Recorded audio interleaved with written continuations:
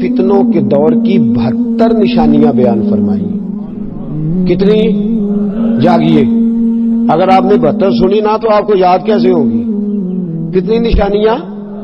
72 نشانیاں فتنوں کے دور کی بیان فرمائی. سب سے پہلی نشانی آپ نے یہ بیان فرمائی کہ فتنوں کے دور میں سب سے پہلا نقصان یہ ہوگا کہ لوگ نمازوں کو ترک کرنا شروع کر دیں گے.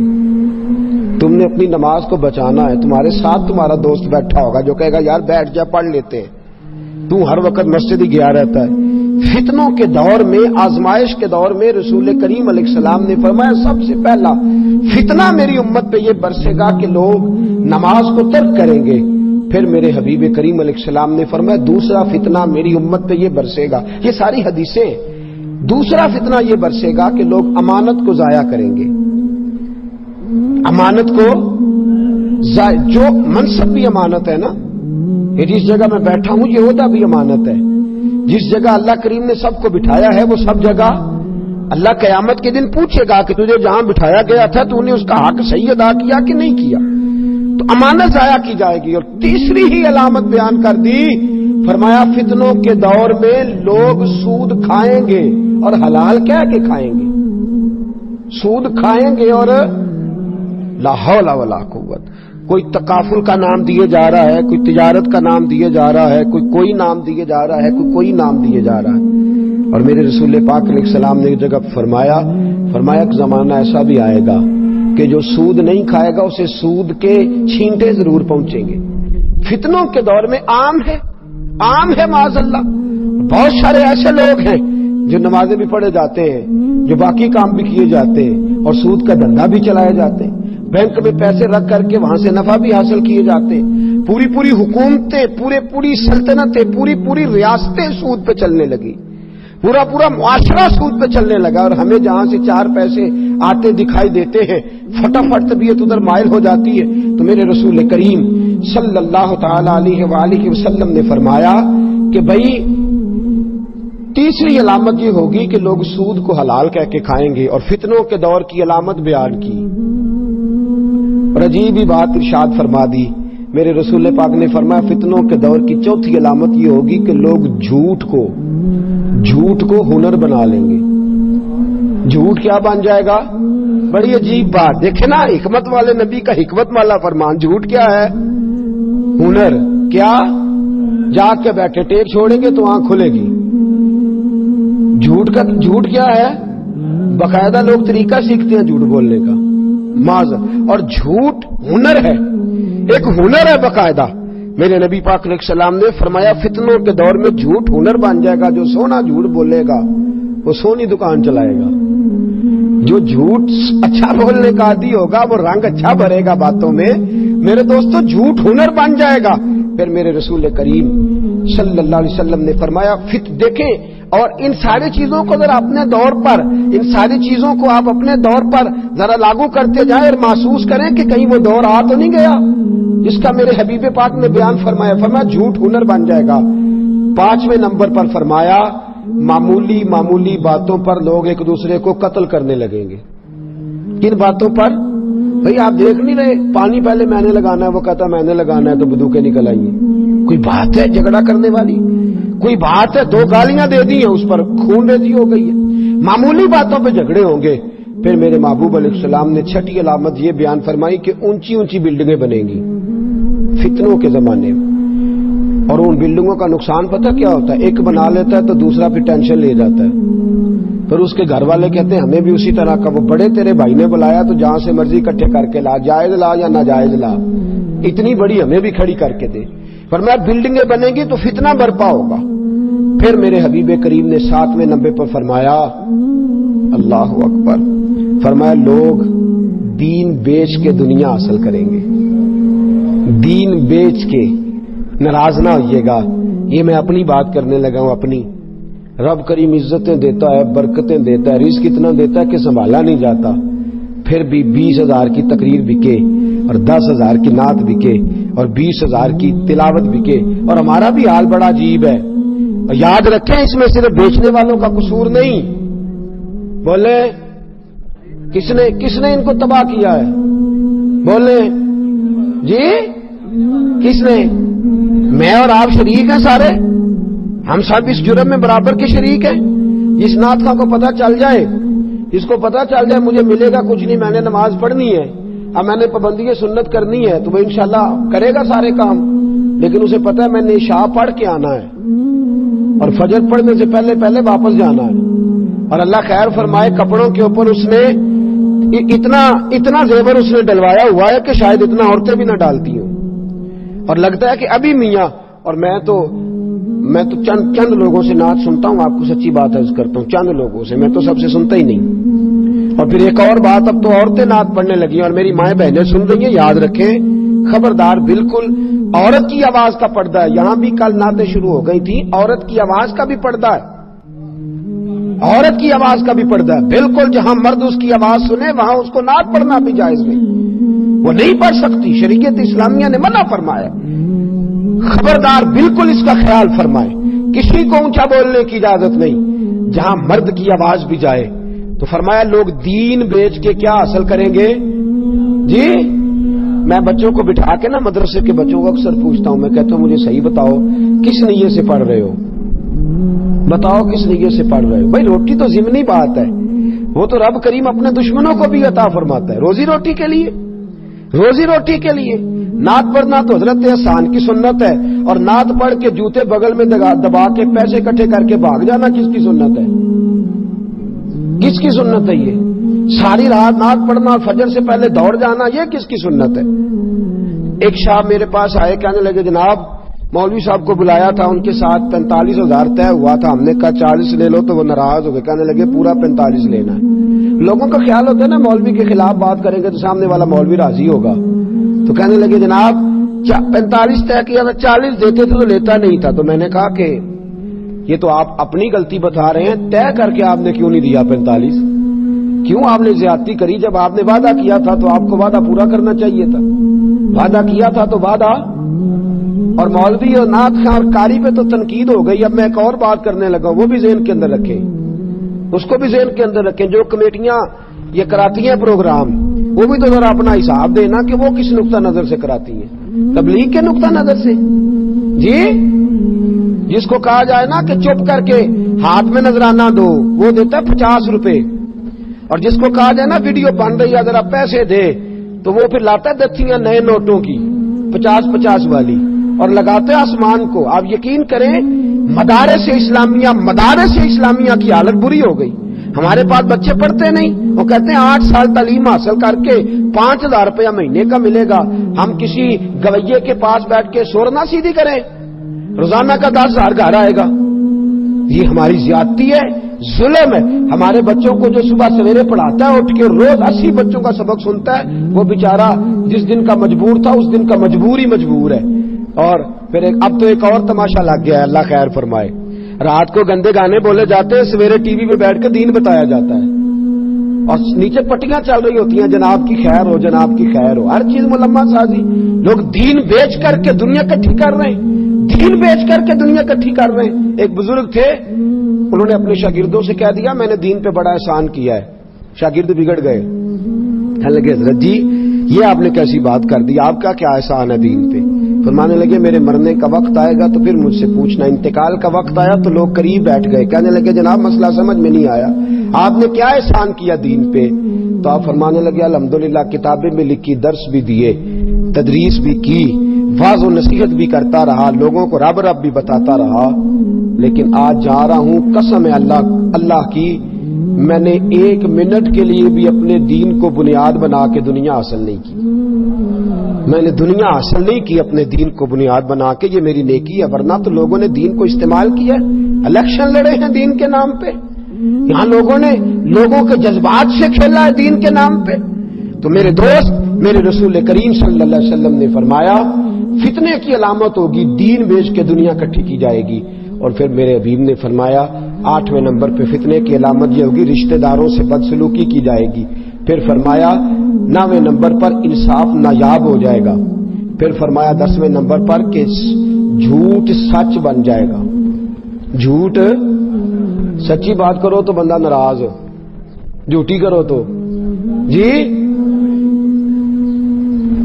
سچی بات کرو تو اور جھوٹ بولو تو جی بھائی ایک بندے نے آ کے نعت سنائی, اس نے کہا جناب میں نے کیسے پڑھی ہے.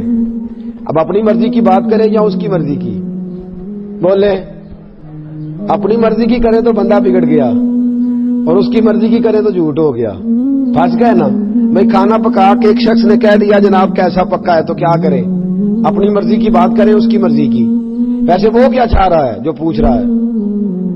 جی وہ کہہ رہا ہے کہ میری تعریف تو اگر نہ کرے تو جی تو پھر ہوتا کیا ہے, جھوٹ جو ہے وہ سچ بن جاتا ہے, وہ سچ بن جاتا ہے. لوگ جھوٹی تعریفیں کر سننے کے عادی ہو گئے, اور بہت سارے لوگوں کی جھوٹی تعریف ہوتی ہے, میں نے سنی ہوئی ہے. چور صاحب بلے بلے, حضرت صاحب بلے بلے, علامہ صاحب کیا بات ہے, اور وہ شیر ہو گئے, دلیر ہو گئے, میری طرح فوری طور پہ انہوں نے دونوں بازو کھول لیے, کہا میری کیا بات ہے, خود ہی اپنے آپ کو شاباشیں دینی شروع کر دی. تو جھوٹ سچ بن گیا ہے, عجیب چکر ہے. اور پھر من ترا حاجی بگویم تو ترا ملا بگویم, سارے ایک دوسرے کو راضی کر رہے ہیں. وہ کہتا ہے تیری کیا بات ہے, تو وہ کہتا ہے ہاں میری بھی کیا بات ہے, تو تیری بھی کیا ہی بات ہے جی. جو بندہ ملتا ہے وہ کہتا ہے میرا پوچھ لے کسی نے, وہ فلانے چوک چو مینو بڑے بندے جان دے, تو میں کیا میں پوچھ کے کی کرنا ہے بھائی, تیرا مینو کو کام ہی نہیں تیرے نال. عجیب چکر چل گیا کہ ہر بندہ جو ہے نا وہ کہتا ہے جناب پوچھے 15-20 آدمیوں سے میں بڑا انقلابی ہوتا, تو چھوڑ میاں تو جو ضرورت کی بات ہے وہ تو کر, جو ضرورت کی بات ہے اس کی طرف توجہ دے. تو لوگوں نے آج جھوٹ کو سچ بنا لیا, یہ فتنے کی علامت ہے. پھر فرمایا لباس ریشم کا پہنا جائے گا. پھر 12ویں نمبر پہ فرمایا ظلم عام ہوگا, اور 13ویں نمبر پہ فرمایا طلاق کثرت کے ساتھ ہوگی. فتنوں کے زمانے میں طلاق کثرت کے ساتھ ہوگی. میرے نبی پاک علیہ السلام نے فرمایا طلاق دینا جائز ہے پر میرے رب کو پسند نہیں.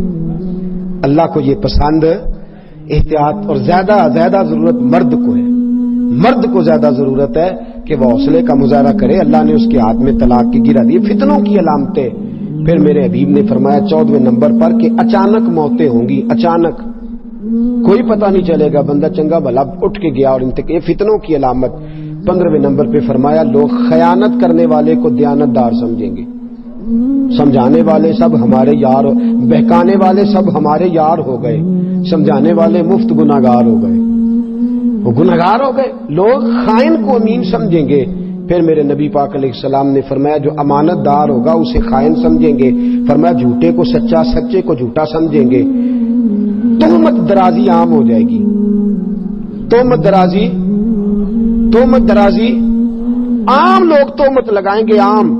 کام کرنا مشکل اور بات کرنا, جی کام کرنا بات کرنا, واہ جی واہ, واہ جی واہ, کیا بات ہے. دیکھ پتہ نہیں جناب کیسے, واہ پتہ نہیں کیا. او بھائی تجھے کیا پتا, محبت کو سمجھنا ہے تو نہ سے خود محبت کر.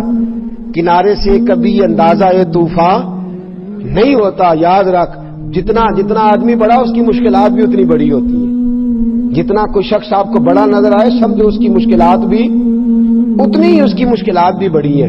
تو تہمت درازی آج 1 منٹ لگاتے ہیں لوگ, 1 منٹ, اور تہمت لگا دیتے ہیں. لڑکا لڑکی موٹر سائیکل پہ جا رہے ہیں, بلا وجہ سے بدتمیزی اور گندا ذہنی کا مظاہرہ شروع ہو جاتا ہے. پتہ نہیں بہن بھائیوں, اور اگر خاتون اس مرد کو پکڑ کر کے بیٹھی ہے تو نہ جانے بیچاری بیمار ہو, کیا معاملہ. 1 منٹ میں اعلیٰ حضرت رحمت اللہ علیہ ایک موقع پہ فرمانے لگے اگر تمہیں بازار کے اندر کوئی عورت دوپٹے کے بغیر بھاگتی ہوئی نظر آئے تو سمجھ لو کہ اس کے گھر کے اندر سانپ نکل آیا ہے اور اس کے بچے ہیں تو بیچاری بھاگ رہی ہے مدد کے لیے. اسے ننگے سر دیکھ کے بے حیا نہ کہو, تہمت درازی سے بچو, کردار کشی سے بچو, بھاگ آؤ. الیکشن ہوتا ہے, اللہ کریم معاف فرمائے, بڑے بڑے لیڈر ایک دوسرے کی پگڑیاں اچھالتے ہیں اور دھوکہ دیتے ہیں لوگوں کو, بعد میں ایک دوسرے کی پارٹیوں میں شامل ہو جاتے ہیں. فرمایا تہمت درازی آخری دور کا فتنہ ہے, اس سے بچو. پھر میرے حبیب نے فرمایا آخری دور کا ایک فتنہ یہ بھی ہوگا کہ بارش کے باوجود گرمی رہے گی. بارشیں ہوں گی پر گرمیاں نہیں جائیں گی. پھر میرے حبیب کریم علیہ السلام نے فرمایا لوگ اولاد کو خوش کرنے, اپنی اولاد کو رکھنے کی بجائے اولاد سے کراہت کریں گے, اولاد سے نفرت کریں گے. ہو نہیں گیا بچے کتنے اچھے جی, بتنے بچے تو جو 12 ہیں وہ برے ہیں. اپنی اولاد سے کراہت ہو رہی ہے, دو ہی اچھے، کہتے ہیں جی سوکھے پل جاندے نے، تے جے تو فوت ہو گیا پھر اوکھے پلن گے جی۔ میرے نبی پاک علیہ السلام نے فرمایا اس عورت سے شادی کرو جو بچے زیادہ پیدا کرے، میں قیامت کے دن اپنی امت کی کثرت پر فخر کروں گا۔ بورڈ لگ گئے بچے، اور ساری قوم اس فتنے کا شکار ہے، بچے۔ بھئی ہم مسلمان ہیں، ہمارا عقیدہ یہ ہے کہ روزی کون دیتا ہے؟ اللہ، تو اللہ پالے گا۔ تو نبی پاک نے اس کو فتنہ کہا ہے، اور یہ فتنہ عام ہو گیا ہے، گھر گھر دفتر کھل گئے، اس مصیبت کو لوگوں نے آڑے ہاتھوں لے لیا ہے۔ پھر میرے نبی پاک علیہ السلام نے فرمایا اگلی بات، فرمایا شریف لوگ چپ کر جائیں گے، کمینوں کے ٹھاٹ ہو جائیں گے۔ ٹھاٹ بات سے کون رہیں گے؟ جو نجائز ذریعے سے مال اکٹھا کر کے لائے ہیں نا، جنہوں نے سوچا ہی نہیں جائز ہے کہ نجائز ہے، وہ ٹھاٹ باٹ والے ہو جائیں گے، خاندانی اور باوقار لوگ پیچھے رہ جائیں گے۔ پھر میرے حبیب پاک علیہ السلام نے فرمایا شریف لوگ تنگ ہو جائیں گے۔ شریف لوگ، فتنے کے زمانے میں شریف لوگوں کا کیا حال ہوگا جی؟ شریف آدمی بیچارہ اندر جاتا ہے تو گنڈا کہتا ہے ڈر گیا مجھ سے، وہ شریف ہے نا بیچارہ، تو اس نے اپنا دروازہ بند کر لیا، اس نے کہا موج کر۔ اچھا ایک بات بتائیں، دو آدمی جھگڑا کر رہے ہو تو جو چپ کر جائے وہ اچھا کہ جو جھگڑا کرتا رہے وہ اچھا ہے جی؟ تو وہ دلیری تو وہ دس دے آ کے آندا سنائیاں نے چار پھر بولیا نہیں اگو، یہ تیری دلیری کیوں دی؟ کہنا میں لائیاں چار پھر اگو چپ کر رہے بھی اللہ دے بندے آئے تو اپنی بدتمیزی تے دی سیاح پونا دسن دے، کو بڑا چنگا بندہ سی۔ تو شریف آدمی چپ کر جائے، یاد رکھے، خاموش ہو جائے گا، چپ کر جائے گا۔ آزم ہمارے ہاتھ سے پیمانہ ہی گر گیا، حرب الحوث کے ہاتھ میں پیمانہ دیکھ کر، تو ہم بھائی چپ کر گئے، اب ہم نہیں میدان میں مقابلہ کر سکتے۔ اور میرے رسول پاک علیہ السلام نے فرمایا ہے، امام سیوطی کی حدیث ہے، اپنی بات نہیں کر رہا، میرے نبی پاک نے فرمایا تمہارے عمراء اور تمہارے وزیر جھوٹ بولا کریں گے۔ فتنوں کے زمانے میں وزیر، میں نے نہیں کہا کون جھوٹ بولتا ہے، کیڑی تاریخ نو بتی آئے گی جی؟ تاریخاں ملدی نہیں ہوں جی؟ آدھے نے 50 کو سال سانو رہن دیو، کوشش کریں گے آ جائے۔ جھوٹ پہ جھوٹ، جھوٹ پہ جھوٹ۔ اور اللہ خیر فرمائے، بہت بڑا آدمی بول کے کہتا ہے وعدہ کیا تھا نا، کیا وعدہ کو قرآن حدیث ہوتا ہے، وعدے کیا تو قرآن حدیث ہے، کوئی بات نہیں، بندہ بدل بھی تو جاتا ہی ہے۔ میرے نبی پاک صلی اللہ علیہ وسلم نے فرمایا پھر ایسا ہوگا کہ اس فتنے کے دور میں دیانتدار لوگ بھی خائن ہو جائیں گے، ان کی مجبوری ہو جائے گی خیانت کرنا، دیانتدار بھی خیانت کرنے پر مجبور ہو جائیں گے۔ فتنوں کے لوگ بات مانیں گے نہیں بغیر اس کے، لوگ اس کے بغیر بات مانیں گے نہیں۔ پھر فرمایا تمہارے سردار ظلم کریں گے، وڈیرے ظلم کریں گے۔ پھر فرمایا دین کا علم لینے والے تقوی سے دور ہو جائیں گے، علم ہوگا عمل نہیں ہوگا، باتیں ہوں گی عمل نہیں ہوگا، کردار نہیں ہوگا۔ پھر فرمایا لوگ جانوروں کی کھالوں کا لباس پہنیں گے، لوگ ظاہر کو چمکا لیں گے لیکن باطن کے اندر بڑی بدبو ہوگی۔ پھر فرمایا سونا عام ہوگا، چاندی کی مانگ ہوگی، گناہ زیادہ ہوں گے۔ اور میرے نبی پاک نے فرمایا امن تھوڑا رہ جائے گا، امن، فتنوں کے زمانے میں امن نظر آتا ہے آپ کو کہیں؟ امن ہر جگہ، بدامنی ہر جگہ۔ پھر فرمایا قرآن پاک کے نسخوں کو آراستہ کیا جائے گا لیکن پڑھنے والوں کی تعداد کم ہو جائے گی۔ اچھے سے اچھا قرآن چھپا ہوا مارکیٹ میں مل جاتا ہے لیکن پڑھنے والے لوگ، میرے حبیب نے فرمایا مسجدوں میں نقش و نگار ہوں گے، مینار اونچے ہوں گے، دل ویران ہوں گے، مینار اونچے ہوں گے اور دل ویران ہوں گے۔ پھر فرمایا شرابیں پی جائیں گی، شرعی سزاؤں کو معطل کیا جائے گا، لونڈی اپنے آقا کو جنے گی، لونڈی اپنے، کیا مطلب؟ اس کا مطلب یہ ہے کہ ماں کی عزت نہیں لوگ کریں گے بلکہ اس کے آقا بن جائیں گے، اماں کو حکم دیں گے بچے اٹھ کے اس طرح کرنا ہے تم نے، اچھا خیال رکھنا، بدل نہ جانا۔ لونڈی ماں کو تو حکم دے رہا ہے، ماں کو تو کہہ رہا ہے کہ میری مرضی پہ چل۔ ماں تو تابع داری کرنے والی شخصیت ہوتی ہے، ماں کو حکم دیں گے میری مرضی کے مطابق تو نے وقت گزارنا ہے۔ پھر فرمایا جو ننگے پاؤں اور ننگے بدن اور غیر مہذب لوگ ہوں گے وہ تمہارے بادشاہ بن جائیں گے۔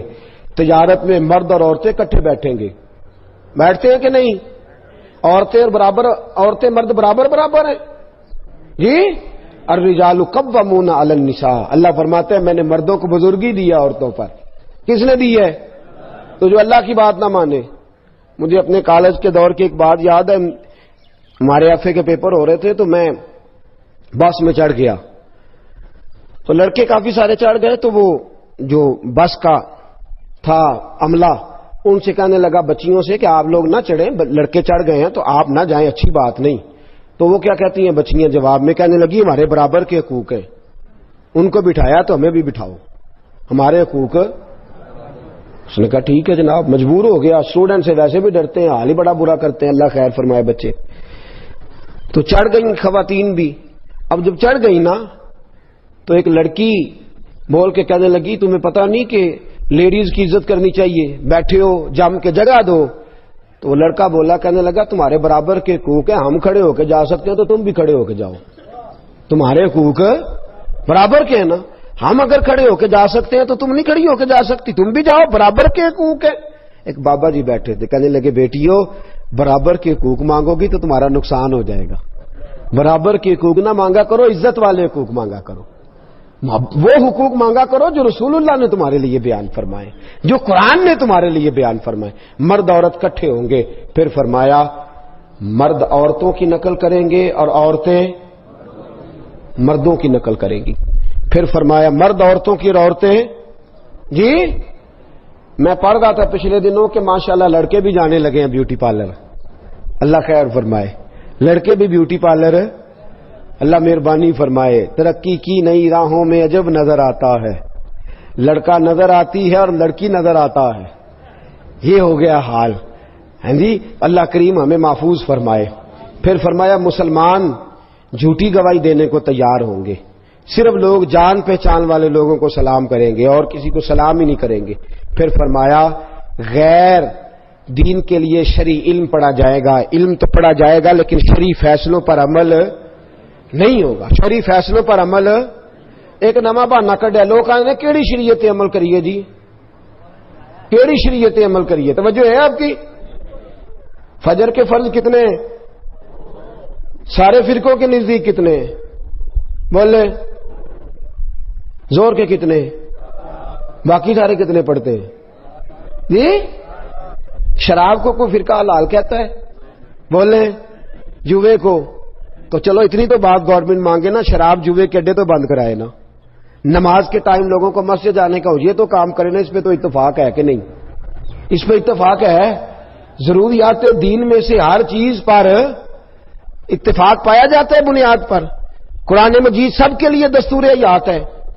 سارے کہتے ہیں چور کا ہاتھ کاٹ دو تو نافذ کیوں نہیں کرتے؟ بہانے بازی. شرعی علم ہے پر عمل نہیں. پھر فرمایا میرے نبی پاک علیہ السلام نے آخرت کا کام لوگ نہیں کریں گے، صرف دنیا اکٹھی کریں گے. کسی سے میں پوچھ لوں کہ 24 گھنٹوں میں تو دین آخرت کے لیے کیا کرتا ہے تو شاید 15 منٹ کی بات نہ سنا سکے، اور دنیا داری کے لیے رو رو کے تھک گئے لوگ. فتنوں کی علامتیں بیان فرمائی.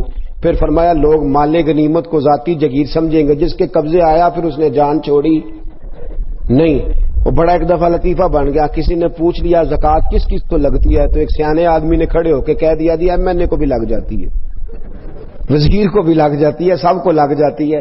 اس نے کہا تیرا کہنے کا مطلب کیا ہے؟ تو کہنے لگا جس کے ہتھے آئے اس کو لگ ہی جاتی ہے، جس کے ہاتھ چڑھ جائے اس کو بہرحال. لوگ مال غنیمت کو بڑا مال سمجھ کے، اور پھر دیتے کس کو ہے ویسے زکوٰۃ؟ جس نے ووٹ دیے ہوتے ہیں. جس نے نہیں دیے ہوتے اس کے ہتھے بیچارے کے چیز چاہے بڑا مجبور. اور ایک اور بڑی تکلیف کی بات عرض کروں، اب جن کو لگتی تھی وہ چپ کر گئے. ضرورت مند سفید پوش تو بولتا ہی نہیں، اس سے بولا جاتا ہی نہیں، اور جو ہاتھ پھیلا چکا ہے وہ بہرحال پھیلا چکا ہے. زکات لینے آیا تو کہتا ہے اگلے سال بھی میرا خیال رکھا جائے. میں کہ پاجی تو اگلے سال تک منگن کا ہی پروگرام ہے، اگلے سال بھی میرا. او بھائی تو دعا کر اللہ مینوں دے اگلے سال میں آپ لوگوں نوں دیاں. کہتا ہے اگلے سال بھی میرا. واہ کیا حال، مال غنیمت سمجھ لیا لوگوں نے. پھر فرمایا کہ امانت کو لوٹ کا مال سمجھیں گے لوگ، اس کو بس آ گیا تو قابو کرو. زکات کو لوگ جرمانہ سمجھیں گے. ارب پتی کی زکات کتنی بنتی ہے اور کھرب پتی کی اور کروڑ پتی کی؟ زکات کی منصفانہ تقسیم ہی کوئی نہیں، کہتے میں سارا سال دینا رہنا تھوڑی تھوڑی کر کے. یہ حال ہے، جرمانہ سمجھ لیا لوگوں نے زکات کو. پھر فرمایا رذیل لوگ قیادت کی طرف دوڑیں گے. جن بیچاروں جو رذیل لوگ ہیں نا، چھوٹے ذہن کے لوگ، وہ لیڈر بن جائیں گے. لیڈر، ہر آدمی لیڈر، ہر آدمی لیڈر. جب سارے لیڈر ہو تو سمجھو کوئی لیڈر نہیں، سبھی لیڈر ہے. کوئی پیچھے رہنے کو تیار ہے. سیٹ ایک، امیدوار کتنے جی؟ بورڈ والوں کی اور فلیکس والوں کی موجیں لگ جاتی ہیں. انہوں نے تو میرے کو زیادہ لا، میری فوٹو لا. یہ حال ہو گیا ہے. تو میرے دوستو یہ قرب قیامت کی علامت ہے. پھر فرمایا لوگ اپنے باپ کی اور اپنی ماں کی نافرمانی کریں گے. دوست دوست کو نقصان پہنچائیں گے. دوست دوست کو، دوستی اپنے مطلب کی لوگ بنائیں گے. پھر فرمایا لوگ بیوی کی اطاعت کریں گے. بیوی کی اطاعت کریں گے، ماں کی نافرمانی کریں گے. ہر بات میں بیوی کو انکار کرنا بھی درست، اس کو اس کا جائز حق ملنا چاہیے. لیکن بیوی اطاعت کرنے والی ہوتی ہے اور ماں اطاعت کروانے والی ہوتی ہے. یہ فرق یا بیوی کو خامند کی اطاعت کرنی اور خامند کو اپنی بولے جی. تو جس کے حصے میں اماں نہیں آئی، بڑے بھائی کے حصے میں آئی ہے یا چھوٹے کے حصے میں آئی ہے، وہ کس کی تابعداری کرتا ہے؟ اسے سوچنا چاہیے نا، غور کرنا چاہیے. یہ مقام تفکر ہے. یہ قیامت کی علامت بیان فرمائی. پھر ایک عجیب بات میرے حبیب پاک نے بالکل حسب حال جو آج صادق آ رہی ہے، فرمایا لوگ گانے بجانے والوں کی عزت کریں گے.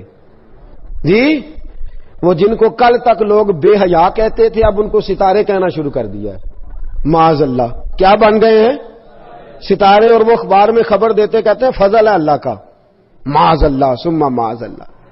ان کی عزت ہونے لگی ہے، ان کو تو اب قیادتیں ملنے لگی ہیں. پھر فرمایا لوگ ظلم کر کے فخر کریں گے. ظلم کر کے فخر سے بتائیں گے میں نے اتنے ظلم کیے، اتنے پاپ کیے.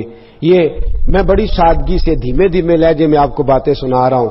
میرے نبی پاک نے فرمایا انصاف بکا کرے گا. انصاف، فرمایا محافظوں کی کثرت ہوگی لیکن حفاظت کرنے والا کوئی بھی نہیں ہوگا. محافظوں کی سونا جنگل رات اندھیری چھائی بدلی کالی ہے، سونے والوں جاگتے رہنا. چوروں کی آپ یقین کریں جتنا ان سے ڈر لگتا ہے اتنا ان سے بھی ڈر لگتا ہے. جتنا ان سے اتنا ہی ایسی جگہوں پہ ناکے لگ گئے ہیں جہاں توکی کوئی نہیں بنتا. اللہ تبارک و تعالی جانے کیا ماجرا ہونے والا ہے، کیا صورت ہونے والی ہے. تگڑا بندہ تو قابو آتا کوئی نہیں، اور شریف آدمی بیچارہ سڑک پہ کھڑا ہو کے امتحان ہی دیتا رہتا ہے. وہ امتحان ہی دیتا رہتا ہے. گھنٹوں اس بیچارے کی تلاشی ہوتی ہے 36 جگہوں پہ. آپ یہ دکھائیں، آپ وہ دکھائیں، آپ ایسا کریں، آپ ویسا کریں، فلاں کریں، یہ کریں، وہ کریں، حد کر دیتے. پھر فرمایا یہ درندوں کی کھالیں لوگ استعمال کریں گے. اور فرمایا جو بعد میں آنے والے ہوں گے وہ پچھلوں پر لانتے بھیجیں گے. بعد والے پچھلوں پر ابا جی کھ نہیں کیتا، دادا جی یہ کام ہو جائے گا. فرمایا پھر میرے حبیب کریم نے 69ویں نمبر پر فرمایا پھر سرخ آندیاں آئیں گی، پھر زلزلے آئیں گے. پھر 72ویں نمبر پر فرمایا، 71ویں نمبر پہ فرمایا لوگوں کی صورتیں بدل جائیں گی. پھر میرے حبیب کریم نے فرمایا ڈرنا اس وقت سے اگر تم نے ان فتنوں میں اپنے ایمان کو نہ بچایا تو تمہارے اوپر آسمان سے پتھر برسیں گے. آسمان سے پتھر برسیں گے، تم پر سرخ آندیاں چلیں گی، لوگوں کی شکلیں خوبصورت ہونے کے بعد بدل جائیں گی، عذاب آئیں گے. میرے دوستو فتنوں کے دور میں کرنا کیا ہے؟ ایک حدیث میرے نبی پاک نے فرمایا اگر تو سمجھے نا تیرا ایمان بالکل نہیں بچ رہا تو چند بکریاں لے کے جنگل میں چلا جانا، بکریاں چرا لینا، دودھ پی لینا، وقت گزار لینا، لیکن دنیا سے بچ جانا. پھر میرے حبیب کریم علیہ السلام نے فرمایا اگر فتنوں کا دور آ جائے تو جو چل رہا ہو وہ کھڑا ہو جائے اور جو کھڑا ہو وہ بیٹھ جائے. کیا مطلب؟ فرمایا جو فتنہ پرور لوگ ہوں ان کے قریب کبھی نہ جائے. ان کے پاس میں ادھر بھی ذرا 10 منٹ دے لوں، میں ذرا اس مولوی صاحب کی بات بھی سن لوں، میں ذرا ادھر بھی. حضرت سیدنا عمر فاروق رضی اللہ تعالیٰ عنہ تورات پڑھیں تو نبی پاک ناراض ہو جائیں. حضرت عمر تورات پڑھیں تو حضور ناراض ہو جائیں اور فرمائیں کہ یہ تو کیا کر رہا ہے. اگر حضرت موسیٰ علیہ السلام حیات ظاہرہ میں ہوتے تو میری پیروی کرتے. اور یہاں آدمی ہر جگہ سے ہر آدمی کو اپنے موبائل میں رکھے ہوئے ہے. فتنہ تیرے دماغ میں اگ جائے گا. یہاں تو پہلے اپنے عقائد و نظریات پورے پڑھ لے، پھر جس کو تیرا دل کرے پڑھنا. ورنہ اس کے علاوہ اجازت نہیں کسی اور کی مجلس میں جا کے اپنے ذہن کے اندر نفاق کا بیج بونے کی۔ میرے نبی پاک علیہ الصلوۃ والسلام نے حل بتایا، اور پھر رسول کریم صلی اللہ علیہ وسلم نے فرمایا تم اپنی بڑی جماعت سے جوڑ کے رہنا۔ فتنوں کے دور میں کس جماعت سے جوڑ کے رہنا جی؟ اور فرمایا ان جماعت سے جننا جن میں بڑے لوگ ہوں، جن میں بولے تو صحیح یار، تھک گئے آپ لوگ جی؟ کتنی پیاری آواز چل رہی ہے۔ کس جماعت میں رہنا ہے؟ جس میں جماعت بھی بڑی ہو، لوگ بھی۔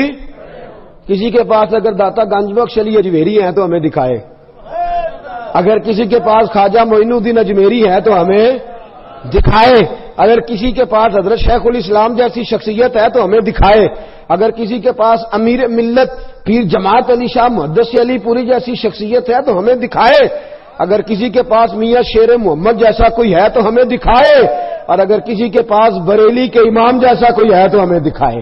وہ رضا کے نیزے کی مار ہے کہ ادب کے سینے میں غار ہے، کسے چارہ جوئی کا وار ہے کہ یہ غار وار سے پار ہے۔ کسی کے پاس ایسے نفوس قدسی ہے تو دکھائے، یہ وہ رنگ ہے، یہ وہ کیف ہے، یہ وہ مستی ہے۔ اعلیٰ حضرت فاضل بریلوی کے شہزادے حجت الاسلام باہر نکلتے ہیں چہرہ کھول کے، ہندو دیکھتے جاتے ہیں اور کلمہ پڑھتے جاتے ہیں۔ لوگوں نے کہنا شروع کر دیا حجت الاسلام یہ تو اسلام کے حق ہونے کی دلیل بن گیا ہے۔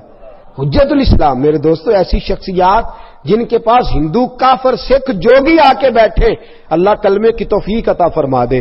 اتنے نفوس قدسیہ اگر کسی کے پاس ہیں تو وہ دکھائے، تو اگر کسی اور کے پاس نہیں تو جن کے پاس ہیں انہیں بھی پھر ان سے جڑا رہنا چاہیے، اسے بھی نئے نئے ذائقے چکھنے کی ضرورت ہے۔ داتا صاحب جایا کریں، جائیں گے کنج مال لین جاؤ گے، لاہور تاں جاؤ گے جی؟ کوئی کام پہ آئے گا نہ، ایسے نہیں، ایز اے اسپیشل ٹائم نکال کے۔ اور مجھ سے پوچھو تو اس لیے جانا ہے کہ جناب آپ کی مہربانی، آپ آئے تو یہاں مذہب آیا، آپ آئے تو یہاں اسلام آیا، ٹائم نکال کے جائیں، جائیں گے انشاءاللہ تعالی، جایا کریں۔ جائے داتا صاحب امام الاولیاء ہیں، غوث اعظم اور خواجہ معین الدین جیسے لوگ سلامی دیتے ہیں، ساڈے ذرا نیڑے نے نا، تے مکے والے جڑے نیڑے رہندے نے وہ تھوڑے ہی کردے نے، وہ نے سویرے ٹور جو جانا ہے، تو داتا صاحب قریب ہیں تو ہم اتنا جاتے نہیں۔ تو میرے دوستوں ان فتنوں اور آخری بات سن لے، فتنوں کے زمانے میں کرنا کیا ہے؟ سب نے اپنی اپنی باتیں کی، اپنی اپنی باتیں۔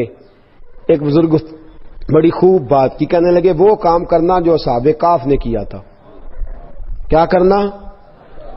وہ اپنے لوگوں کو لے کے تو ایک کونے میں بیٹھ گئے تھے، فرمانے لگے اس کونے میں تو ان کے ساتھ تو بیٹھا ہوا کتا بھی بچ گیا تھا، تم بھی کسی ولی کے پاس جا کے بیٹھ جانا، تم بھی کسی اللہ والے کے پاس جا کے، یہ قرآن نے رنگ بیان کیا، کسی اللہ والے کے پاس بیٹھ جانا، اس کے پاس بیٹھو گے تمہارے عقیدے مضبوط ہوں گے، وہ تمہارے نظریات کی حفاظت کرے گا، اس کی مجلس تمہارے ذہن پر پہرا بٹھا دے گی، اندر تمہارے کسی بد مذہب کو، بد عقیدہ کو، گندگی کو آنے نہیں دے گا۔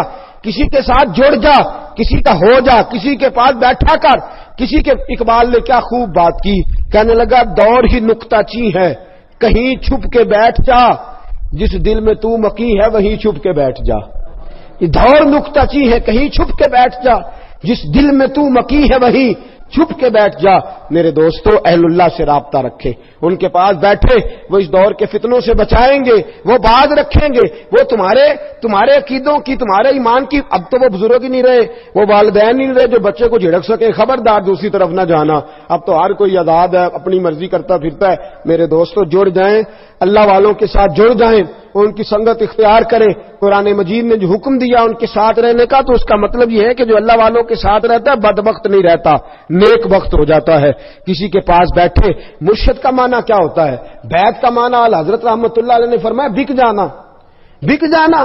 پھر جیسے وہ کہے تو پہلے تسلی کر، عقیدہ، نظریہ، سنت، شریعت تسلی کر، پھر تو جب اس کے ہاتھ بک گیا تو پھر اس کی مرضی کے مطابق وقت گزار، وہ تیرے نظریات کی حفاظت کر لے گا، وہ تیرے اوپر پیرے بٹھا دے گا، وہ تجھے فتنوں سے محفوظ کر لے گا، وہ تجھے ان آزمائشوں سے بچا لے گا۔ اور کتنے بڑے لوگ، امام فخر الدین رازی، امام صرف ہم نہیں پڑھتے، ساری پڑھتے ہیں امام صاحب کو، امام فخر الدین، تفسیر کبیر امام رازی رحمت اللہ لکھی، لیکن تفسیر کبیر لکھ کے بھی، وقت کے مفسر اعظم ہو کے بھی انہوں نے بھی ضرورت محسوس کی تو حضرت نجم الدین کبریٰ کے مرید ہو گئے جا کے.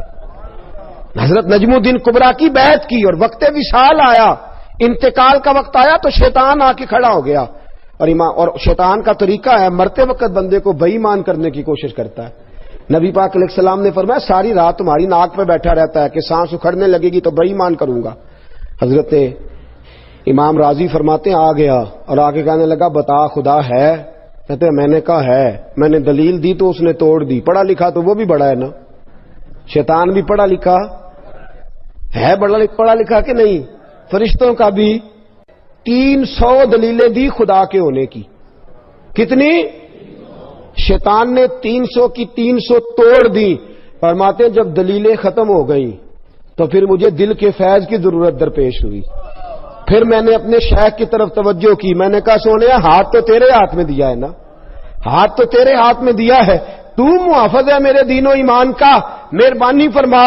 حضرت نجم الدین کبریٰ اسی وقت سامنے جلوہ گر ہوئے اور فرمانے لگے راضی اس بے ایمان سے کہہ دے میرے نبی نے جس رب کو رب کہا ہے میں بغیر کسی دلیل کے ہی اسے خدا مانتا ہوں, میں بغیر کسی دلیل کے ہی اسے خدا مانتا ہوں, بغیر دلیل کے. تو امام راضی فرماتے تھے علم نے تو بظاہر ڈبو دیا تھا, یہ تو پیچھے پشت تھی, نسبت کا فیض تھا, جس نے مرتے مرتے بھی راضی کو بچا ہی لیا.